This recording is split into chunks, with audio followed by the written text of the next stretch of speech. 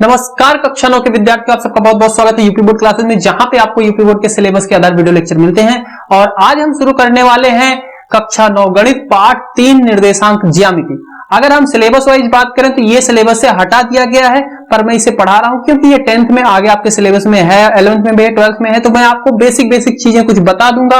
आप इसे नोट मत करना, कोई आप एक्सरसाइज मत करना, मैं बस इसके कुछ बहुत मजेदार चैप्टर है, कहने का मतलब मैं पढ़ाना ही चाहता हूं। बाकी आपके पेपर में नहीं आने वाला, 9th में 10th में आएगा, 10th में है उसके इसके आगे का सिलेबस, तो इसलिए मैं बेसिक चीजें जो है यहाँ पे आपको बताना चाहूंगा। तो चैप्टर का नाम है निर्देशांक ज्यामिति। क्या होता है निर्देशांक ज्यामिति का मतलब आप बस इतना समझ लीजिए कि किसी भी वस्तु, किसी भी बिंदु का पता बताती है। क्या निर्देशांक ज्यामिति? किसी भी ठीक है, निर्देशांक ज्यामिति का मतलब इतने समझ लो, किसी भी बिंदु या वस्तु का पता। कैसे? तो देखो, मान लो आप कहीं गए हो, आप अपने दोस्तों के साथ गए हो, पार्क में बैठे हो, और एक आपका लड़का दोस्त है, एक आपकी लड़की दोस्त है, बैठे हो, कोई तीसरा बंदा आपसे फोन करके पूछ रहा है, आपका दोस्त है वो भी, कि आप कहां पे हो। तो आप उसे बताओगे हाँ मैं इस फला पार्क में हूं, मेरे साथ ये है। और वो बंदा जो फोन किया वो और आपसे डीपली जानता है, कितनी दूर बैठे हो, कैसे हो, क्या है, समझ रहे हो ना, ऐसा कुछ। तो आप उसे बताओगे हाँ ये अमित है, मेरे से 5 मीटर दूरी पे बैठा है, और एक लड़की दोस्त है सारिका है, ये 5 मीटर दूरी पे बैठी है। तो जो बंदा फोन पे पूछ रहा है, क्या उसे एग्जैक्ट लोकेशन पता चल जाएगी आप किस तरीके से बैठे हो? तो वो ऐसे मान सकता है कि यहाँ पे आप हो ऐसे, और यहाँ पे अमित है, और आपकी जो लड़की दोस्त है वो कहीं इधर होगी। बस उसे ये चल रहा है कि यहां से यहां तक की बीच की जो दूरी जो है वो 5-5 मीटर है, इतना आपने बताया, पर उसे एग्जैक्ट लोकेशन नहीं पता चली आप कैसे बैठे हो। वास्तव में आप इस तरीके से बैठे हो, ये आप हो, ये आपका दोस्त अमित है, ये आपकी दोस्त सारिका है, ऐसे बैठे हो। पर जिस बंदे को आपने बताया उसे एग्जैक्ट नहीं पता चला, पर मैथ के नियम के अनुसार अगर आप उसे बताओगे तो उसे एग्जैक्ट पता चल जाएगा कि आप किस तरीके से बैठे हो। आप जहां भी बैठे हो इसी तरीके से बैठे हो, उसे बिल्कुल पता चल जाएगा। कैसे? आपने पढ़ा होगा संख्या रेखा। संख्या रेखा क्या होती थी? सीधी सी एक लाइन होती थी जिसपे एक शीर्ष बिंदु होता था जिसे हम शून्य बोलते थे। संख्या रेखा पर सारी संख्याएं प्रदर्शित की जा सकती हैं, सारी संख्याएं होती हैं जितनी संख्याएं हैं। तो मतलब कोई भी बिंदु होगा इसके आसपास तो सब आप बता सकते हो क्या है।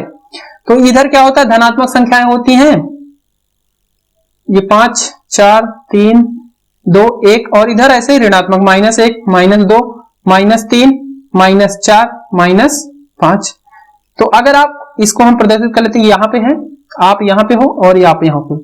अगर आप उस बंदे को बताओ कि मेरे से अमित क्या है +5 दूरी पे है, 5 मीटर की, और सारिका क्या है -5 दूरी पे है, तब उस बिंदु को अगर उसे निर्देशांक ज्यामिति पता है कि निर्देशांक ज्यामिति +5 -5 का मतलब क्या है, तो वो समझ जाएगा कि दोनों एक लाइन में बैठे हैं और एक दूसरे के अपोजिट है, इसके इधर है, ये इसके इधर बैठा है, बिल्कुल समझ जाएगा। बात समझ रहे हो? तो यही है आपका निर्देशांक ज्यामिति। अच्छा जी, मान लो ये तो आप इस तरीके से बैठे हो, तो हम इसको अब यहां से ये ए मिटा देते हैं, यहाँ पे ए लिख लेते हैं, किस पे है? 5 पे है, और मैं हूं आई लिख लेता हूं, और यहां पे एस सारिका है, ठीक है। 5 पे अमित है और मैं हूं और सारिका है, बाकी ऊपर के मैं मिटा देता हूं। मान लो कोई एक दोस्त यहां पे कोई और बैठा है, तो आप इसकी लोकेशन, इसका पता बता सकते हो? बिल्कुल बता सकते हो भाई। कैसे? आप इस तरीके से तो बताओगे कि ये 3 पे है, तो 3 पे तो है नहीं, ये तो ऊपर है। तो क्या करोगे? इसके लिए हमें एक और संख्या रेखा की जरूरत पड़ती है। हम 2 संख्या रेखा को अगर इस तरीके से रखें, परपेंडिकुलर एक दूसरे के साथ 90 अंश का कोण बनाती हुई अगर रखें, तो इसका भी हम बता सकते हैं कि ये बंदा कहां पे है। कैसे? इस पे भी क्या होगा? इधर पे -5, -1, -2, -3, -4, -5, इस तरीके से इधर भी संख्या होंगी, इधर धनात्मक में होंगी 1, 2, 3 और 4, ऐसे ऊपर। और इसको बोलते हैं एक्स एक्सिस, एक्स अक्षांश, इसे बोलते हैं वाई अक्षांश, वाई एक्सिस। अक्षांश आप हिंदी में लिखते चलना साथ साथ। तो अब इसकी लोकेशन आप बता सकते हो? बिल्कुल बता सकते हो। इसके बताने का जो तरीका है वो क्या है कि पहले 3 एक्स अक्षांश पे आप बताते हो कि एक्स एक्सिस में कितनी दूरी पे है। तो अगर आप यहां से देखोगे तो ये 3 के पास है, तो ये 3 पे है, कॉमा, फिर उसके बाद वाई पे बताते हो, तो वाई पे क्या है? ये यहां पे कहीं पे है, तो यानी कि 2.5 पे है। अगर ये लोकेशन आप बताते हो तो उस बंदे को बिल्कुल पता चल जाएगा कि ये बंदा कहां पे बैठा है, आपसे कैसे किस स्थिति में है। आप अगर यहाँ पे हो तो ये यहाँ पे है, बिल्कुल उसे पता चल जाएगा।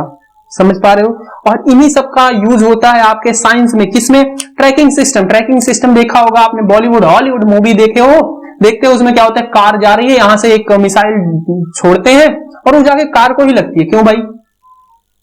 कार तो चल रही थी, क्यों उसी को लगी? तो वो सब सिस्टम, इस जो उनके मिसाइल जो सिस्टम है, जो लॉन्चर है, वो उसमें ये सिस्टम लगाए गए होते हैं, मतलब इंस्ट्रूमेंट इलेक्ट्रॉनिक सिस्टम बना होता है जो कि ये सारी चीजें को यूज करता है और इसी के थ्रू डिटेक्ट करता है। कैसे? मान लो कार यहां से ऐसे जा रही थी, रोड होगा कहीं पे, ठीक है, ऐसे जा रही थी, एक सेकंड पे यहां थी, अगले सेकंड पे यहां थी, फिर अगले सेकंड पे यहां थी, फिर अगले सेकंड पे यहां थी। तो हम इसके जरिए ये बिंदुओं को, हम इनकी लोकेशन, हर एक बिंदुओं को लोकेशन को ट्रैक कर सकते हैं, बिल्कुल कर सकते हैं। और इसका हम बता सकते हैं क्या एड्रेस है, इसका पता क्या है, ये इसका क्या है, 1 1, यानी कि एक्स अक्षांश पे 1, वाई अक्षांश पे भी दूसरा 2 2, वाई एक्स अक्षांश पे 2, वाई अक्षांश पे 2, मतलब ऐसे लीनियर जा रही है।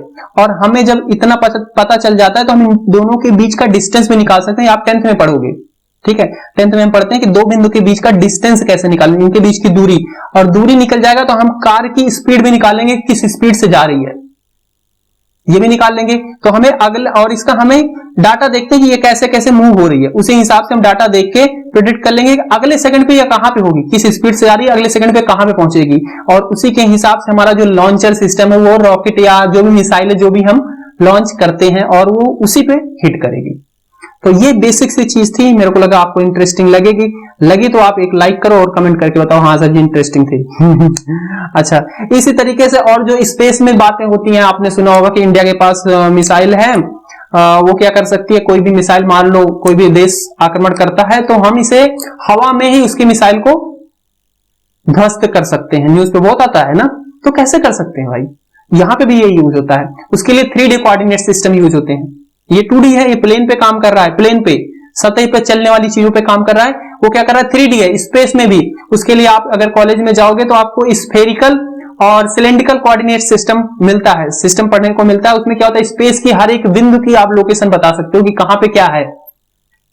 और इसी का यूज करके ये जो हमारी जो भी रॉकेट हैं, जो एरोप्लेन है, इन सब का एड्रेस होता है। जब जाती है तो कुछ एड्रेस से जाती है, हाँ यहाँ से आपको जाना, तो ये इसी तरीके से नंबर उसमें चलते रहते हैं, हाँ यहाँ पे पहुंची, यहाँ पे पहुंची। इसी तरीके से जो भी उनके एयरपोर्ट है, उन्हें लोकेशन का पता चलता रहता है कि यहाँ पे है इस समय। और इस वाले, अच्छा मैं प्लेन वाइज बात करूं तो इस प्लेन पे कोई भी बिंदु है, सबका अलग अलग एड्रेस है, सबका अलग अलग पता है। कोई भी बिंदु ले लो, मान लो यहाँ पे कोई बिंदु है तो इसका क्या होगा पता, 4, यहां से ये 1.2 मान लो यहाँ पे कहीं पे होगा, ठीक है। तो हर एक बिंदु का अलग अलग पता होता है, ठीक है। अब इसके बाद आपकी प्रश्नावली पहली हो जाएगी खत्म। मतलब ये 3.1, उसमें क्या बोला गया, एक आपकी टेबल है, उसके ऊपर आपका एक लैंप रखा है, उसकी लोकेशन बताओ। तो आप कोई सी भी एक टेबल मान लो, एक टेबल ऐसे मान लो कि रखी है, मान लो यहां पे आपका लैंप है, ठीक है। आप इस कॉर्नर पे बैठे हो, जहां पे आप बैठोगे वहीं पे क्या बन जाता है, शीर्ष बिंदु, यानी कि 0 बना लेते हैं। और एक एक्सिस आप बना लोगे, एक्स अक्षांश ऐसे, ये पॉजिटिव में और निगेटिव में भी, और एक बना लेते हैं हम वाई अक्षांश, ये ठीक है। ये एक्स एक्सिस हो गया, वाई एक्स अक्षांश, ये हो गया वाई अक्षांश। और तो ये बिंदु आप निकाल सकते हो, इसको आप इधर पॉइंटिंग कर लो, 1 2 3 4 5 जो भी है, और फिर वहीं से काउंट करके बता दो। ये मान लो 4 पे आ रहे हैं, ठीक है। और इधर से 3 4 4.5। तो आप ऐसे एक एग्जांपल लेके बता सकते हो कि 4.5 पे ऐसी है, आप यहां पे बैठे हो। बात यही याद रखना कि ऑरिजिन क्या होता है, आप जहां से देख रहे हो उस ऑब्जेक्ट को वही ऑरिजिन मानते हैं, मतलब शीर्ष बिंदु 0 0 उसी को मान लेते हैं। इसके बाद पहली प्रश्नावली में एक प्रश्न और दिया गया, उसमें बोल रहा है कि सड़कों को आपको बनाना है। तो मान लो दूसरा प्रश्न जो दिया गया है, कुछ क्वेश्चन अगर आप पूरा पढ़ते हो तो आपको समझ में आ जाएगा। कह रहा है कि पूर्व पश्चिम उत्तर दक्षिण 2 सड़कें हैं और फिर उनकी अलग अलग गलियां गई हैं। आपको एक सड़क बतानी है कि ये कॉर्नर कहां पे होगा, कौन सा, 4 और 3 और 3 और 4। तो आप बता सकते हो, जाहिर सी बात है आप ऐसे सड़क बनाओगे पूर्व पश्चिम जो भी होगी, तो 4 3 कहां पे होगा, 3 4 कहां पे होगा, बिल्कुल आराम से बता लोगे। हम उस क्वेश्चन में नहीं जाते क्योंकि बहुत लेंदी, अगर पढ़ेंगे पूरा तो बहुत टाइम लग जाएगा और सिलेबस में है नहीं, तो क्यों करें, बस इसलिए मैं थोड़ा सा इंटरेस्टिंग है इसलिए बता दे रहा हूं। बाकी आपको पसंद आए तो देख लेना, वरना रहन देना। अगर देख लोगे तो आपको 10th में थोड़ा सा फायदा जरूर होगा। कार्तीय पद्धति क्या होता है? Cartesian system. कार्टिजन सिस्टम क्या होता है ये? इसमें जो आपने पढ़ा अभी कि दो हम संख्या रेखाओं को ऐसे रखते हैं एक दूसरे के लंबवत, ठीक है, तो आप इसे पूरा समझ लो, बस इतनी सी बात है। इसे हम बोलते हैं एक्स अक्षांश, ठीक है, एक्सिस अक्षांश। इसे बोलते हैं वाई अक्षांश, ठीक है। इधर क्या होती है? धनात्मक संख्याएं होती हैं, ठीक है, और इसके ऊपर वाले में भी धनात्मक संख्याएं होती हैं, और इधर क्या होती है? निगेटिव वाली ऋणात्मक संख्याएं होती हैं। आपको पता है संख्या रेखा क्या होती है?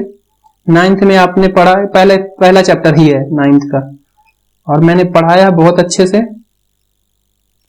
और इधर ये ऋणात्मक संख्या है, ठीक है।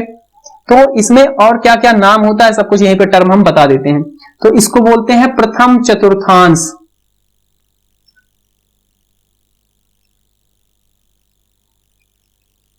इसको बोलते हैं प्रथम चतुर्थांश, फर्स्ट क्वाड्रेंट। इसे बोलते हैं द्वितीय चतुर्थांश, इसे बोलते हैं तृतीय चतुर्थांश, इसे बोलते हैं चतुर्थ चतुर्थांश।